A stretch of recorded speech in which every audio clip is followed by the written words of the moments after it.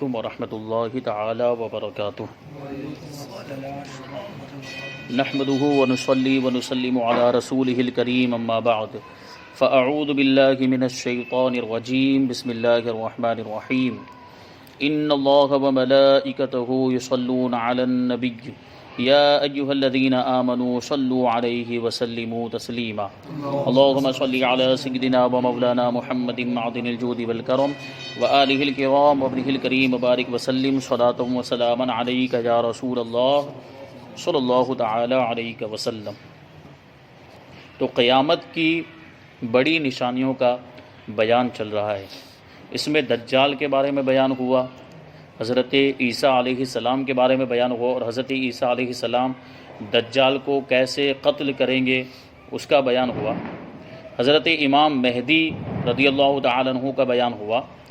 اب یہاں سے یاجوج اور ماجوج کا بیان، ان کا ذکر قرآن مجید کے اندر بھی موجود ہے۔ یہ دو بڑی ظالم اور شر پھیلانے والی، فساد پھیلانے والی قومیں تھیں، اور یہ قبیلے تھے، دو بڑے بڑے قبیلے جو اپنے آس پاس کے علاقوں میں خون خرابہ کیا کرتے تھے، لوگوں پر ظلم کیا کرتے تھے، مارا کرتے تھے، اور یہ ایسی خونخوار قوم تھی، جانوروں جیسا یہ لوگ سلوک کیا کرتے تھے، برتاؤ کیا کرتے تھے۔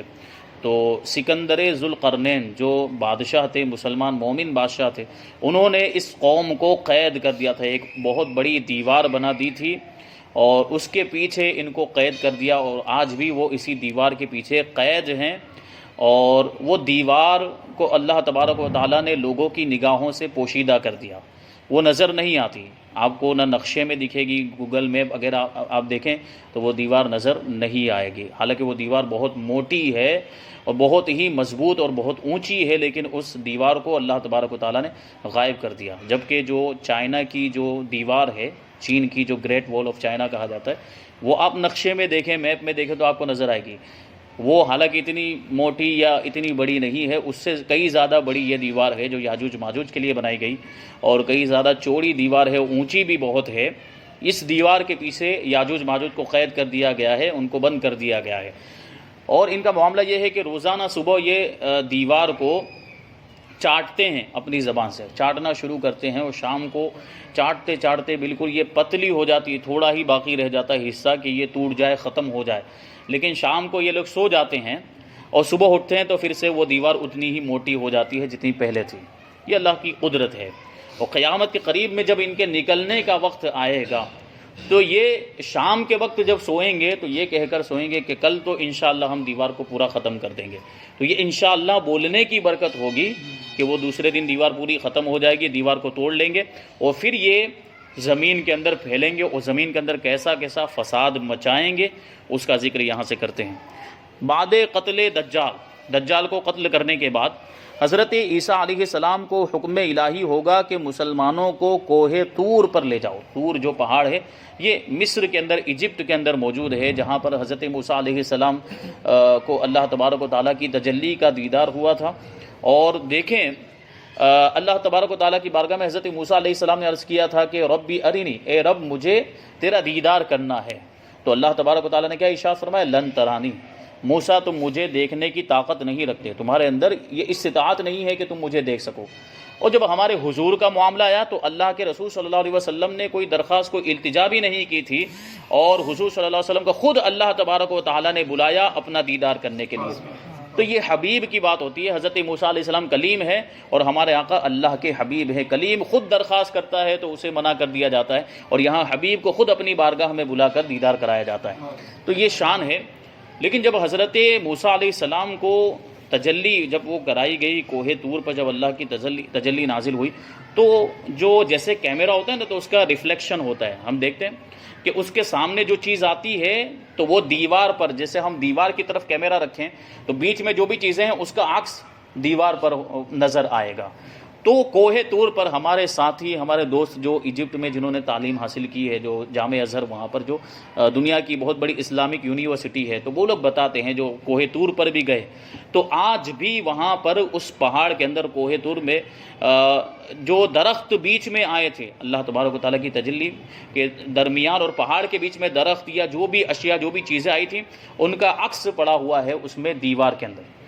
اور یہ یہاں یہ جو نارمل لائٹ ہوتی ہے نا، جو نارمل اجالا ہوتا ہے، تو اس میں تو کیسا کہ عکس پڑا پھر وہ ختم ہو گیا، لیکن وہ کیا ہوا، گہرے عکس پڑے ہوئے ہیں، اندر تک گہرائی تک وہ چیز چلی گئی، بالکل نقش ہو جاتا ہے نا کسی چیز کے اندر، تو ویسے ہو گیا ہے بالکل۔ تو یہ دیکھیں، تو کیونکہ یہ تو معمولی دنیاوی روشنی ہے، وہ تو اللہ کے نور کی تجلی تھی، تو اس میں کیسی طاقت ہوگی، تو اس کی وجہ سے وہ جو ریفلیکٹ ہوئی تو روشنی، وہ نور، تو اس کی وجہ سے وہ جتنے بھی درمیان میں درخت وغیرہ آئے تھے وہ ان کا نقش بن گیا ہے پہاڑ کے اندر۔ یہ اللہ تبارک و تعالیٰ کی تجلی اور اس کی قدرت کا ایک اعلیٰ نمونہ ہے۔ اللہ تبارک و تعالیٰ ہمیں توفیق عطا فرمائے کہ ہم وہاں جا کر اللہ کی اس قدرت کو دیکھیں، اس کے نور کے جلوے کو دیکھیں۔ تو اسی کوہ طور پر حکم ہوگا حضرت عیسیٰ علیہ السلام کو کہ مسلمانوں کو لے کر چلے جائیں، اس لیے کہ کچھ ایسے لوگ ظاہر کیے جائیں گے جن سے لڑنے کی کسی کو طاقت نہیں، یعنی یاجوج ماجوج۔ تو مسلمانوں کو کوہ طور پر حضرت عیسیٰ علیہ السلام لے جائیں گے، اس کے بعد یاجوج ماجوج ظاہر ہوں گے، یہ اس قدر کثیر ہوں گے، اتنے زیادہ ہوں گے کہ ان کی پہلی جماعت بحیرہ طبریہ پر، جس کا طول یعنی جس کی لمبائی 10 میل کے برابر، 10 میل یعنی تقریباً 25 کلومیٹر کے آس پاس، تقریباً 25 کلومیٹر یہ بحیرہ طبریہ ہے، یعنی ایک دریا ہے، یہ اتنا لمبا چوڑا دریا، 25 کلومیٹر کا دریا، آپ سوچیں کتنا بڑا ہوگا۔ جب یہ اس دریا پر گزریں گے یاجوج ماجوج، تو اس کا پانی پی کر اس طرح سکھا دے گی یہ قوم کہ جب بعد والی دوسری جماعت آئے گی تو کہے گی کہ یہاں کبھی پانی تھا، یعنی پانی بالکل ختم کر دیں گے وہ۔ اور پھر دنیا میں فساد و قتل و غارت گری سے جب فرصت پائیں گے تو کہیں گے کہ زمین والوں کو تو ہم نے قتل کر دیا، یعنی زمین والوں کو خوب خون خرابہ سب کو قتل کر دیں گے، سب کھیتیاں وغیرہ سب اجاڑ دیں گے، سب معاملات، اور زمین والوں کو قتل کرنے کے بعد اب یہ کہیں گے آپس میں کہ آؤ اب آسمان والوں کو قتل کریں۔ یہ ایسے شر پسند و شر فساد پھیلانے والے ہوں گے، اور یہ کہہ کر اپنے تیر آسمان کی طرف پھینکیں گے تو خدا کی قدرت کہ ان کے تیر اوپر سے خون آلودہ ہو کر گریں گے، یعنی خون لگا ہوا ہوگا ان کے جو تیر کے جو آگے جو پھل ہوتا ہے اس کے اوپر خون لگا ہو، تو یہ سمجھیں گے کہ چلو ہم نے تو آسمان والوں کو بھی قتل کر دیا، ورنہ حالانکہ آسمان والوں کو قتل کرنا ممکن نہیں ہے، آسمان میں کون، فرشتے رہتے ہیں، تو وہ یہ سوچیں گے ان کی گمان کے مطابق۔ تو یہ اپنی انہی حرکتوں میں مشغول ہوں گے، اور وہاں پہاڑ پر حضرت عیسیٰ علیہ السلام اپنے ساتھیوں کے ساتھ محصور ہوں گے، قید ہو جائیں گے، گھر جائیں گے کہ وہاں سے نکل نہیں سکیں گے، کیونکہ پوری روئی زمین میں تو یاجوج ماجوج پھیلے ہوئے ہوں گے کہ جو بھی ان کے سامنے آئے گا اس کو یہ قتل کر دیں گے، مار ڈالیں گے، یہاں تک کہ ان کے نزدیک گائے کے سر کی وہ وقعت ہوگی جو آج تمہارے نزدیک 100 اشرفیوں کی بھی نہیں ہے۔ یعنی حضرت عیسیٰ علیہ السلام اور ان کے ساتھ جو لوگ کوہ طور پر ہوں گے تو وہاں جو کچھ بھی سامان ہوگا وہ سب ختم ہو جائے گا۔ اب ایسا معاملہ آ جائے گا کہ گائے کا ایک سر بھی اگر کسی کو مل جائے تو 100 اشرفیاں بھی اس کے لیے دینے کے لیے وہ تیار ہو جائے گا۔ ایسا مطلب وہاں پر یوں سمجھے کہ کھانے پینے کی کمی ہو جائے گی۔ اس وقت حضرت عیسیٰ علیہ السلام مع اپنے ساتھیوں کے دعا فرمائیں گے، اللہ تعالیٰ ان کی گردنوں میں ایک قسم کے کیڑے پیدا کر دے گا۔ حضرت عیسیٰ علیہ السلام کی دعا سے یاجوج ماجوج کی گردنوں میں ایک کیڑا پیدا ہو جائے گا۔ یہ اللہ کی قدرت دیکھیں آپ کہ جو بڑے بڑے طاقتور لوگ ہوئے ہیں ان کی عاجزی اور ان کی بے بسی کو اللہ تبارک و تعالیٰ نے اس طریقے سے لوگوں کے سامنے ظاہر کیا کہ چھوٹے چھوٹے جانوروں کے ذریعے سے ان کو ہلاک کیا۔ نمرود جو خدائی کا دعویٰ کرتا تھا، آپ نے واقعہ سنا ہوگا، اپنے آپ کو خدا کہتا تھا، اپنے لوگوں کو اپنا سجدہ کرواتا تھا اپنی، اور پھر یہ اس کے بڑے بڑے دعوے تھے، اور اس طریقے سے وہ تو اللہ تبارک و تعالیٰ نے اس کے غرور کو، اس کے گھمنڈ کو، اس کے تکبر کو کس طریقے سے خاک میں ملایا کہ ایک مچھر کے ذریعے اس کو ہلاک و برباد کر دیا۔ تو یہ بھی بڑے خونخوار ہوں گے، یاجوج ماجوج بڑے طاقتور ہوں گے، لیکن حضرت عیسیٰ علیہ السلام کی دعا سے ایک چھوٹا سا کیڑا ان کی گردن میں پیدا ہو جائے گا، اور ایک دم میں وہ سب کے سب اسی کیڑے کی وجہ سے مر جائیں گے، وہ کیڑا ان کو کھا جائے گا، ان کے دماغ کو کھا جائے گا، اور ان کے مرنے کے بعد حضرت عیسیٰ علیہ السلام پہاڑ سے اتریں گے، دیکھیں گے کہ تمام زمین ان کی لاشوں سے اور بدبو سے بھری پڑی ہوئی ہے، لاشوں سے وہ یاجوج ماجوج ہر طرف، تو ایک بالشت بھی زمین خالی نہیں ہوگی، ایک بالش جتنی جگہ بھی خالی نہیں ہوگی۔ تو اس وقت حضرت عیسیٰ علیہ السلام اپنے ساتھیوں کے ساتھ پھر سے دعا کریں گے، اللہ تعالیٰ ایک قسم کے پرندے بھیجے گا کہ وہ ان کی لاشوں کو جہاں چاہے گا پھینک آئیں گے، یعنی اللہ تبارک و تعالیٰ جہاں چاہے گا وہ ان کی لاشوں کو یعنی پھر وہ نگاہوں سے اوجھل غائب ہو جائیں گے، کہاں پھینک کر آئے کسی کو پتہ ہی نہیں چلے گا پرندے۔ اور اب آپ سوچیں کہ وہ پرندے بھی کتنے بڑے بڑے اور کتنے وہ طاقتور ہوں گے کہ ان کی لاشوں کو اٹھا کر وہ پرندے لے جائیں گے، اور ان کے تیر و کمان اور ترکش کو مسلمان 7 برس تک جلائیں گے۔ یاجوج ماجوج اب سوچیں کہ کتنی تعداد میں ہوں گے کہ ان کے تیر و کمان جو ساتھ میں لے کر آئے ہوں گے اور ان کے ترکش جس میں تیر رکھے جاتے ہیں وہ سب اتنی زیادہ تعداد میں ہوں گے کہ 7 برس تک مسلمان اس کے ذریعے سے آگ جلائیں گے۔ اس میں جو لکڑے جیسے تیر میں لکڑی ہوتی ہے اور کمان میں لکڑی، تو ان لکڑیوں کو وہ جلائیں گے اپنی آگ میں، جیسے کھانا پکانے کے لیے استعمال کیا اور جو ہے کہ گرمی میں تاپنے کے لیے استعمال کیا، تو یہ 7 برس تک جلاتے رہیں گے، پھر بھی وہ تب جا کے وہ ختم ہوں گے۔ پھر اس کے بعد بارش ہوگی کہ زمین کو ہموار کر چھوڑے گی، اور زمین کو حکم ہوگا کہ اپنے پھلوں کو اگا اور اپنی برکتیں اگل دے۔ زمین بالکل درست اور بالکل سیدھی ہو جائے گی، ساری گندگی جو ان کے پاس ان کے بعد یعنی یاجوج ماجوج کے بعد پھیلی ہوگی وہ سب گندگی دور ہو جائے گی، اور زمین کو حکم ہوگا اللہ تبارک و تعالیٰ کی طرف سے تو وہ پھلوں کو اگانے لگے گی، اور زمین کی برکتیں بالکل وہ زمین اگلنے لگے گی، اور آسمان کو حکم ہوگا کہ اپنی برکتیں انڈیل دے۔ تو یہ حالت ہوگی کہ ایک انار کو ایک جماعت کھائے گی اور اس کے چھلکے کے سائے میں 10 آدمی بیٹھیں گے۔ اب سوچیں کتنا بڑا انار ہوگا، وہ ایک انار کو ایک جماعت مل کے، جماعت کا مطلب کیا، کم سے کم 10-12 لوگ مل کر ایک انار کو کھائیں گے، اور اس کے سائے میں یعنی اس کا چھلکا اگر یوں اوپر پھیلا دیا جائے تو 10 آدمی آرام سے اس کے سائے میں بیٹھ سکیں، اتنا بڑا انار ہوگا۔ اور دودھ میں یہ برکت ہوگی کہ ایک اونٹنی کا دودھ ایک جماعت کو کافی ہو جائے گا، اور ایک گائے کا دودھ قبیلے بھر کو، پورے قبیلے کو کافی ہو جائے گا، اور ایک بکری کا دودھ پورے خاندان کو کافی ہو جائے گا۔ یہ برکت کا عالم ہوگا اس وقت۔ اس کے بعد ایک اور علامت ہے دھواں۔ یہ دھواں ظاہر ہوگا جس سے زمین سے آسمان تک اندھیرا ہی چھا جائے گا، پورا زمین سے لے کر آسمان تک۔ اس کا ذکر قرآن مجید کے اندر بھی ہے، جس کو سورہ دخان کے اندر ذکر کیا گیا ہے۔ تو یہ دھواں جو ہے قیامت سے پہلے ظاہر ہوگا، اور یہ بھی قیامت کی ایک نشانی، جس سے آسمان سے لے کر زمین تک پورا اندھیرا چھا جائے گا۔ اس کے بعد ہے دابۃ الارض۔ یہ ایک جانور ہے، اس کے ہاتھ میں حضرت موسیٰ علیہ السلام کا عصا ہوگا، اور حضرت سلیمان علیہ السلام کی انگوٹھی ہوگی۔ وہ عصا سے، عصا مطلب لاٹھی، جو حضرت موسیٰ علیہ السلام کو عطا فرمائی، معجزے کے طور پر اللہ تبارک و تعالیٰ نے عطا فرمائی تھی، وہ عصا جو ہوگا اس سے وہ ہر مسلمان کی پیشانی پر ایک نورانی نشان بنائے گا، اور حضرت سلیمان علیہ السلام کی انگوٹھی سے ہر کافر کی پیشانی پر ایک سخت سیاہ دھبا یعنی کالا دھبا لگا دے گا،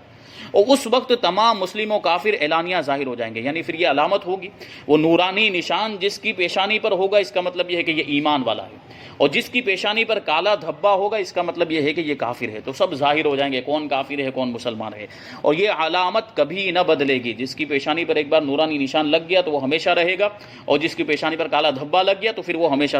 رہے گا۔ جو کافر ہے وہ ہرگز ایمان نہ لائے گا، اور جو مسلمان ہے ہمیشہ ایمان پر قائم رہے گا اس کے بعد، یہ نشان لگ جانے کے بعد۔ تو یہ دابۃ الارض، یہ زمین سے ایک جانور نکلے گا، اور وہ اس طریقے سے یہ علامتیں لگائے گا، نشانیاں قائم کرے گا۔ پھر اس کے بعد جو سب سے بڑی نشانی ہے سورج کا مغرب سے طلوع ہونا۔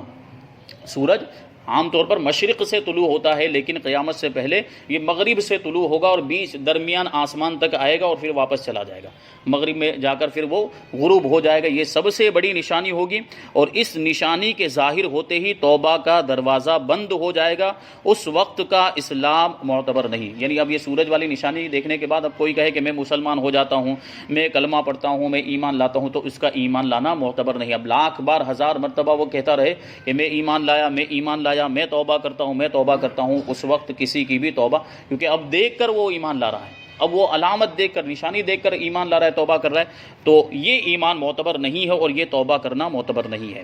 اس کے بعد خوشبودار ٹھنڈی ہوا چلے گی۔ حضرت عیسیٰ علیہ السلام کی وفات کے ایک زمانے کے بعد، یعنی حضرت عیسیٰ علیہ السلام 40 برس تک دنیا میں رہیں گے، اس کے بعد ایک زمانے کے بعد جب قیامت کو صرف 40 برس رہ جائیں گے، 40 سال رہ جائیں گے، تو ایک خوشبودار ٹھنڈی ہوا چلے گی جو لوگوں کی بغلوں کے نیچے سے گزرے گی، جس کا اثر یہ ہوگا کہ مسلمان کی روح قبض ہو جائے گی، اور کافر ہی کافر رہ جائیں گے، اور انہی پر قیامت قائم ہوگی۔ یہ ٹھنڈی ہوا، خوشبودار ہوا چلے گی جس سے سارے مسلمان انتقال کر جائیں گے، سب کی وفات ہو جائے گی، سب کی روح قبض ہو جائے گی، اب صرف کافر ہی باقی رہ جائیں گے، کیونکہ قیامت جو قائم ہوگی وہ صرف کافروں پر ہی قائم ہوگی، مسلمانوں پر قیامت قائم نہیں ہوگی۔ تو اسی کو آگے بتاتے ہیں کہ جب مسلمانوں کی بغلوں کے نیچے سے وہ خوشبودار ہوا گزر جائے گی جس سے تمام مسلمانوں کی وفات ہو جائے گی، اس کے بعد پھر 40 برس کا زمانہ ایسا گزرے گا کہ اس میں کسی کی اولاد نہیں ہوگی، یعنی 40 برس سے کم عمر کا کوئی نہیں رہے گا، اور دنیا میں کافر ہی کافر ہوں گے اور کوئی اللہ کا نام لینے والا نہیں ہوگا۔ یہ ماحول ہوگا، یعنی سارے مسلمان مر جائیں گے، اور پھر اس وقت جو پیدا ہوگا وہی، جو اس وقت جو بچے موجود ہوں گے وہی ہوں گے، اس کے بعد کسی کو اولاد نہیں ہوگی، یعنی زیادہ سے زیادہ لوگوں کی جو ہے کم سے کم لوگوں کی عمر 40 اور زیادہ سے زیادہ عمر ہو سکتی ہے۔ تو کوئی اپنی دیوار لیستا ہوگا، یعنی پلاسٹر لگاتا ہوگا، کوئی کھانا کھاتا ہوگا، غرض کے لوگ اپنے اپنے کاموں میں مشغول ہوں گے کہ اچانک دفعتاً حضرت اسرافیل علیہ السلام کو سور پھونکنے کا حکم ہوگا۔ سور میں نے بتایا تھا کہ وہ سینگ کی، جیسے گائے کا سینگ ہوتا ہے اس کی شکل کا ایک وہ سور ہوگا، وہ حضرت اسرافیل علیہ السلام کو دیا جائے گا جو فرشتے ہیں، ان کو سور پھونکنے کا حکم ہوگا۔ شروع میں اس کی آواز بہت باریک ہوگی، ہلکی آواز ہوگی، اور رفتہ رفتہ بہت بلند ہو جائے گی، لوگ کان لگا کر اس کی آواز سنیں گے اور بے ہوش ہو کر گر پڑیں گے اور مر جائیں گے۔ آسمان، زمین، پہاڑ، یہاں تک کہ سور اور حضرت اسرافیل علیہ السلام اور تمام فرشتے بھی فنا ہو جائیں گے۔ جنہوں نے حضرت اسرافیل علیہ السلام نے سور پھونکا ہوگا وہ خود بھی جو ہے کہ انتقال فرما جائیں گے، اور ان کا جو سور تھا وہ بھی ختم ہو جائے گا، اور سب آسمان، زمین، پہاڑ سب ختم ہو جائیں گے۔ اس وقت سوا اس واحد حقیقی کے کوئی نہ ہوگا، صرف اللہ تبارک و تعالیٰ کی ذات ہوگی، اور وہ فرمائے گا لمن الملک اليوم، آج کس کی حکومت ہے، آج کس کی بادشاہت ہے۔ جو دنیا میں بڑے بڑے بادشاہ بنتے گھومتے تھے، بڑے بڑے تکبر گھمنڈ کرنے والے، اللہ تبارک و تعالیٰ اس دن فرمائے گا کہ آج کس کی حکومت ہے، آج کس کی بادشاہت ہے۔ کہاں ہے جبارین جو لوگوں پر ظلم کیا کرتے تھے، کہاں ہے متکبرین جو تکبر اور گھمنڈ کیا کرتے تھے، مگر ہے کون جو جواب دے؟ وہاں تو کوئی بھی موجود نہیں ہوگا، سب فنا ہو چکے ہوں گے۔ پھر خود ہی اللہ تبارک و تعالیٰ فرمائے گا للہ الواحد القہار، کہ صرف اللہ واحد و قہار کی سلطنت ہے، صرف اسی کی حکومت ہے۔ پھر جب اللہ تبارک و تعالیٰ چاہے گا تو حضرت اسرافیل علیہ السلام کو دوبارہ زندہ فرمائے گا، اور سور کو بھی دوبارہ پیدا کر کے دوبارہ سور پھونکنے کا حضرت اسرافیل علیہ السلام کو حکم دے گا۔ تو حضرت اسرافیل علیہ السلام پھر سے سور پھونکیں گے۔ سور پھونکتے ہی تمام اولین و آخرین ملائکہ، انس و جن اور حیوانات موجود ہو جائیں گے، یعنی پھر سے زندہ ہو جائیں گے، جو مر گئے تھے اور تمام انسان۔ اور جب پہلی مرتبہ سور پھونکا تھا تو جو وہاں اس وقت جو کافر موجود تھے وہی مرے تھے، لیکن دوبارہ سور پھونکیں گے تو حضرت آدم علیہ السلام سے لے کر جتنے بھی اپنی قبروں کے اندر ہوں گے وہ سب زندہ ہو جائیں گے، انسان بھی زندہ ہو جائیں گے، فرشتے بھی دوبارہ موجود ہو جائیں گے، اور جنات بھی زندہ ہو جائیں گے، جو جانور وغیرہ تھے وہ سب پھر سے زندہ ہو جائیں گے۔ اور سب سے پہلے حضور انور صلی اللہ علیہ وسلم اپنی قبر مبارک سے یوں برآمد ہوں گے، یعنی اس طریقے سے یہ نکلیں گے۔ کیفیت یہ ہوگی کہ داہنی جانب میں، داہنے ہاتھ میں حضرت صدیق اکبر کا ہاتھ ہوگا، اور بائیں ہاتھ میں حضرت فاروق اعظم کا ہاتھ ہوگا۔ پھر مکہ معظمہ اور مدینہ طیبہ کے مقابر میں، یعنی وہاں کے قبرستانوں میں جتنے مسلمان دفن ہیں سب کو اپنے ساتھ لے کر میدان محشر میں تشریف لائیں گے۔ یہ شان ہوگی اللہ کے رسول صلی اللہ علیہ وسلم کی۔ جب دوبارہ سور پھونکا جائے گا تو سب سے پہلے اپنی قبر سے اللہ کے رسول جو ہے کہ نکلیں گے، ظاہر ہوں گے، اور ایک ہاتھ میں حضرت ابوبکر صدیق کا ہاتھ ہوگا، دوسرے ہاتھ میں حضرت فاروق اعظم کا ہاتھ ہوگا۔ اس ہے پھر جو مدینہ منورہ اور مکہ معظمہ کے قبرستانوں میں جو بھی مسلمان ایمان والے دفن ہیں ان کو ساتھ لے کر میدان محشر میں آئیں گے، اور میدان محشر قائم ہوگا، اور میدان حشر میں کیا کیا واقعات پیش آئیں گے اس کا یہ بیان اب انشاءاللہ تبارک و تعالیٰ آگے ہو گیا کہ قیامت قائم ہو چکی، قیامت کی علامتیں بھی بتا دی گئی۔ اب اس کے بعد قیامت کے بعد میدان محشر قائم ہوگا جس میں حساب و کتاب ہوگا، اور ساری باتیں ہوں گی انشاءاللہ تبارک و تعالیٰ، اس کو اگلے درس میں بیان کیا جائے گا۔ اللہ تبارک و تعالیٰ ہم سب کو عمل کی توفیق عطا فرمائے۔ وما علینا الا البلاغ۔ السلام علیکم۔